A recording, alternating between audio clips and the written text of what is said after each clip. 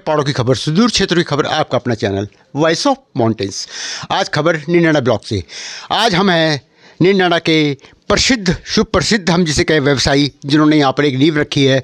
सालों से अपने उत्पाद तो किस तरह से हम व्यवसाय कर सकते हैं, कैसे स्वरोजगार करते हैं, इसकी मिसाल रहे हैं हमें हमारे मनीष सुंदरियाल जी, जो सुंदरियाल प्रोडक्शन के नाम से काफ़ी तरह के यहाँ पे व्यवसाय, चाहे अचार हो, चाहे अदर चीज़ें हों, मुरब्बा हो या जूस वगैरह हो। आज जिस तरह से हम देख रहे हैं, मैं यहाँ पे आया हूँ और आप देखिए बुरास के फूल, आप इनके बुरास के फूल को देखिए, यहाँ पे लगे हुए हैं। और गर्मी का सीज़न जैसे आने वाला है, जैसे ही गर्मी का सीज़न आ रहा है, बुरास का जूस तैयार होने लगा है। और ये बहुत ही अच्छी एक खुशी की बात है कि हमारे यहाँ का आयुर्वेद, एक शुद्ध जिसे हम कह सकते हैं जूस हमारा, और इस जूस के क्या क्या फ़ायदे होते हैं, ये चीज़ें हम आपको बताएंगे। साथ ही हम आपको दिखा दें हमारी पहाड़ की जो ओरिजिनल आयुर्वेदिक चीज़ है, बुरास का जूस। अब इस बुरास के जूस को किस तरह से यहाँ पे मैन्युफैक्चर किया जाता है, किस तरह से इसका प्रोडक्शन है, कैसे इसकी मार्केटिंग कर रहे हैं हमारे मनीष सुंदरियाल भाई जी। भाई जी पहले स्वागत है आपका। धन्यवाद भाई साहब, जिज्ञासु जी आपका भी और आपके चैनल का भी, जो आप समय समय पर गांव की छोटी छोटी खबरों को बड़े स्तर पर ले जाते हैं। सर, बुरास के जूस का सीज़न शुरू होने वाला है, गर्मियाँ शुरू होने वाली है, और हमारा प्रसिद्ध जूस जिसे हम सुंदरियाल प्रोडक्शन का कह सकते हैं, बुरास का जूस, काफ़ी समय से सुनते आए और हमेशा हम आपसे लेते भी है। और आज इसी बेस पे मैं यहाँ से ज़्यादा कुछ लेके जाऊँगा। तो मैंने जैसे आज देखा बुरास का जूस शुरू हो गया है, तो आप क्या कहना चाहिए जनता को कि नया नया जूस एकदम से निकल रहा है, ताज़ा, ऐसा नहीं है कि कुछ पुराना है या कहीं से आपने स्टोर कर रखा है, एकदम ताज़ा बनाया जा रहा है। जी देखिए, हम लोग ये जो सुंदरियाल प्रोडक्शन है वो 1998 से पहाड़ी पर्वतीय क्षेत्र में काम कर रहा है, और हम ग्रामीण पहाड़ की ग्रामीण अर्थव्यवस्था को मजबूती के लिए काम कर रहे हैं। हमारा मानना है कि जब तक गांव की, जो ये मेरे साथ भी अभी ग्रामीण महिलाएं काम कर रही हैं, जब तक गांव के गरीब आदमी का, गांव के ग्रामीण आदमी की आजीविका सुदृढ़ नहीं होगी, तब तक हम लोग रोजगार और स्वरोजगार की बात को झूठा ही साबित करेंगे। सर जी, जिस तरह से आप लोग यहाँ पे स्वरोजगार कर रहे हैं, हमारे अदर लोग भी कर रहे हैं। जैसे भी आप देखेंगे कि पटौटी के अंदर एक प्रशिक्षण चल रहा है उद्यमिता के लिए, तो मतलब कहाँ दिक्कतें आ रही हैं इन चीज़ों की? जैसे कि आप तो, मैं तो वाकई में आपका मैं सल्यूट करता हूँ कि आप यहाँ के भौगोलिक जो परिस्थिति है, यहाँ जिस तरह से सरकार का सहयोग नहीं है, मार्केटिंग खुद करनी पड़ती है, दिल्ली से लेके आप बॉम्बे तक से लेके हम कहीं यहाँ पूरे उत्तराखंड के क्षेत्रों में आप भ्रमण करते हैं, अपना कन्वेंस लगता है, तो कितनी मुश्किलें आती है इसमें? तमाम तरह की मशक्क़तें हैं, लेकिन मेरा सबसे पहले ये मानना है कि उत्तराखंड की सरकारों ने राज्य बनने से भी पहले हमारा युवा यहाँ से दिल्ली, चंडीगढ़ और बड़े महानगरों में नौकरी ढूंढने जाता था। राज्य बनने के बाद भी हमारा जो सिडकुल बना, तो सितारगंज बना, हमारा खटीमा बना, हमारा रुद्रपुर बना और हरिद्वार बना।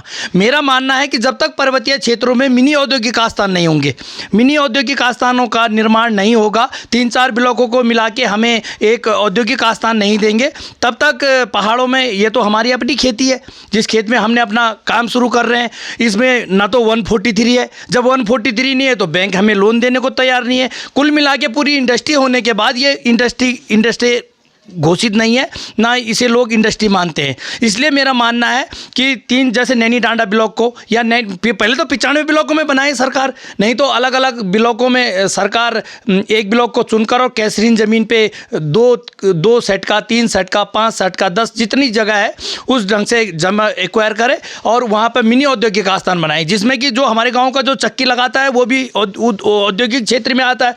हमारे यहाँ जो लोहार काम करते हैं, वो अपना जो हम अंचल बोल दो जाएगा ना, तो हमारा वो अंचल था, अभी अगर वो जगह मिला ली, तो आप देख रहे हैं कि कृषि विभाग करोड़ों लाखों रुपए के जो कृषि यंत्र हैं वो पहाड़ों में कृषि विभाग के माध्यम से भेज रहा है। तो अगर हमारा वो ऑफर, वो अंचल वहाँ लगेगा, वहाँ उसको उद्योग का दर्जा दिया जाएगा। हमारे यहाँ पे एक गाँव है, किनाद गाँव है, वहाँ के जो डाले, कंडे और रोटी बनाने की जो टोकरी होती है वो बड़ी फेमस है। और जब मैं छोटा बच्चा था तो गाँव में बेचने भी आते थे, लेकिन वो उद्योग, वो कारीगर, सब कुछ है वहाँ, लेकिन वो जो काम करने वाले लोग हैं, जब उनके लिए मार्केट की व्यवस्था नहीं है तो वो भी अपना दम तोड़ रहा है। मेरा कहने का मतलब ये है कि हमारे पहाड़ में स्थानीय संसाधनों पर आधारित उद्योग लगाने के लिए सरकार को मिनी औद्योगिक आस्थान की सबसे पहले आवश्यकता है।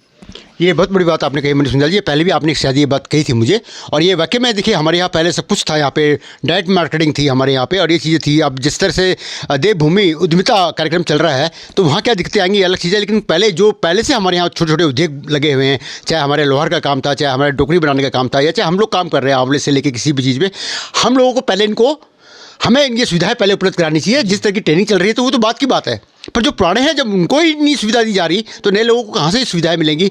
ये कार्यक्रम शायद मेरे ख्याल से इसीलिए बंद कमरों तक रह जाते हैं।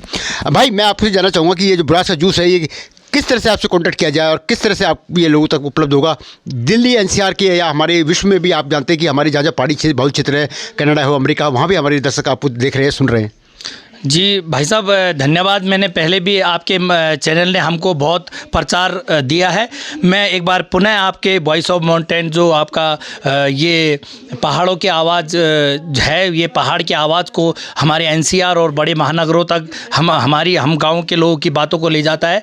मैं तमाम जो आपके दर्शक हैं और जो हमें देख रहे हैं, मैं उनसे हाथ जोड़कर निवेदन करता हूं कि आप हमारा जो उत्पाद खरीदेंगे तो पहाड़ बचाने में आपका ये भी एक बहुत बड़ा योगदान होगा। हम लोग जब आप हमारा उत्पाद खरीदेंगे तभी इन गांव की महिलाओं को इनको रोज़गार देंगे और इनको जो हमारा मिशन है कि ग्रामीण अर्थव्यवस्था मजबूत होनी चाहिए, उस पर चार चांद लाएंगे। मैं तमाम जगह सामान को भेज रहा हूँ। तो मेरा आपसे निवेदन है कि आप इस चैनल में हमारा नंबर, मेरा जो नंबर है वो 90-128-62-532 है एक नंबर। दूसरा नंबर 70-88-38-19-10 दो नंबर है। आप हमें कांटेक्ट करिए, हम आपको सुविधा के साथ वहाँ पहुँचाएँ। और जो उपयोग करने वाले लोग हैं वो तो लें, मैं चाहता हूँ कि बड़े लोग जो मार्केटिंग का काम करते हैं वो भी हमसे जुड़ें और वॉइस ऑफ माउंटेन हम आप तक हमारे सामान को डिलीवर करने में हमारी मदद करेगा। बहुत सही बात है। हम सुंदर भाई का नंबर नीचे फ्लैश भी कर देंगे, आप उनसे कॉन्टेक्ट सकते हैं। और आपको ये लगता है कि यार ब्रास का जूस ही क्यों लेना है? अरे नहीं भाई, सुनी सुंदर जी को आप जानते नहीं हैं। इनके पास हेड़ा बेड़ा से लेके मंडुआ से लेके अचार से लेके दालों से लेके मिक्स दालें से लेके हर चीज़ यहाँ पे मिलेगी भाई। इसके अलावा जब आपके साथ अगर ब्रास के जूस के अलावा कोई और चीज़ मांगी जाए तो क्या क्या आप दे सकते हो? हाँ भाई साहब, हम जूस में हमारे पास माल्टे का, बुरांस का, नींबू का, आंवले का, बेल का, लीची का, तमाम तरह के 7-8 प्रकार का जूस है। उसके साथ हमारे पास लिंगोड़े का अचार है, हमारे पास तिबले का अचार है, हमारे पास लहसुन का अचार है, छोटे जंगली जो आंवला है उसका अचार है, मिर्च का अचार है। इसके साथ हम पहाड़ी यहाँ गाँव की महिलाओं से पहाड़ी नमक बनवा रहे हैं। तो नमक पिसवा के हमारे पास 12 प्रकार का नमक है। आप हमसे पहाड़ी नमक, हरा नमक, भंगजीरे का नमक, लहसुन का नमक और तमाम तरह के ऐसे च्वार बोलते हैं हमारे यहाँ, और कई जगह उसको मुर्रा भी बोलते हैं, उसका नमक आपको मिल जाएगा। इसके साथ हम लोग झंगोरा, मंडवा और हमारे हरसिल की, हमारे जोशीमठ की, हमारे हरसिल, हमारे चक्रोता की तमाम तरह के राजमा हम लोग अपनी मार्केटिंग करने जाते हैं तो वहाँ से खाली गाड़ी में अपना सामान लगते हैं। यहाँ हम उसको अच्छे से प्रोसेस कर रहे हैं, प्रोसेस करके 1 किलो की पन्नी बना के हम उसे जगह जगह भेज रहे हैं। तो तमाम लोगों से निवेदन है कि जो आज मिलेट की बात कर रही है सरकार, मोटे अनाज पर काम कर रही है, तो हम लोग भी बड़े लंबे समय से मोटे अनाज पे काम कर रहे हैं, जिससे काश्तकार की आय बढ़े और हमारा भी काम चले। बहुत बड़ी बात आपने कही। बहुत सारी देखिए प्रोडक्ट आपने दी, आपको मज़ा आया होगा कि हाँ आपको इतनी चीज़ें मिलेंगी। और सबसे बड़ी चीज़ भाई ने जो लास्ट में कहा मोटा अनाज, वाकई में हम लोग दिल्ली का जो केमिकल खा के मर गए हैं, उससे बढ़िया है कि इसको खाइए। यहाँ से थोड़ा सा कन्विंस का आपको लग सकता है, लेकिन हमारे पहाड़ में एक रोज़गार, किसी को सहयोग, और हमारी जो ग्रामीण महिलाएं यहाँ पे काम कर रही है उनको भी आप सहयोग कर रहे हैं। ये मत सोचिए कि खाली आप सुंदर भाई को, आप पहाड़ों के उन लोगों को, या जहाँ से ये माल आ रहा है, जिनके खेतों से ये माल निकल के आता है, दालें आती हैं, अचार आ रहा है, कुछ भी आ रही है, उनको भी आप फ़ायदा दे रहे हैं। और मैं अनुरोध करूँगा कि आप लोग ज़रूर कॉन्टैक्ट कीजिएगा इनसे और पहाड़ में अपनी भागीदारी दीजिएगा। जैसे कि हम लोग दिल्ली में रह के अपनी भागीदारी दे रहे हैं, आप भी अपनी भागीदारी दीजिएगा। देखते रहिएगा voice of mountain. Thank you. Voice of mountains पहाड़ों की आवाज़ में आपका बहुत बहुत स्वागत। और पहाड़ की खबर आप लगातार देखना छो, देश विदेश तक ये खबर पहुँचनी चाहिए। वॉइस ऑफ माउंटेन्स पेज थी फॉलो और लाइक जरूर करें। जय उत्तराखंड।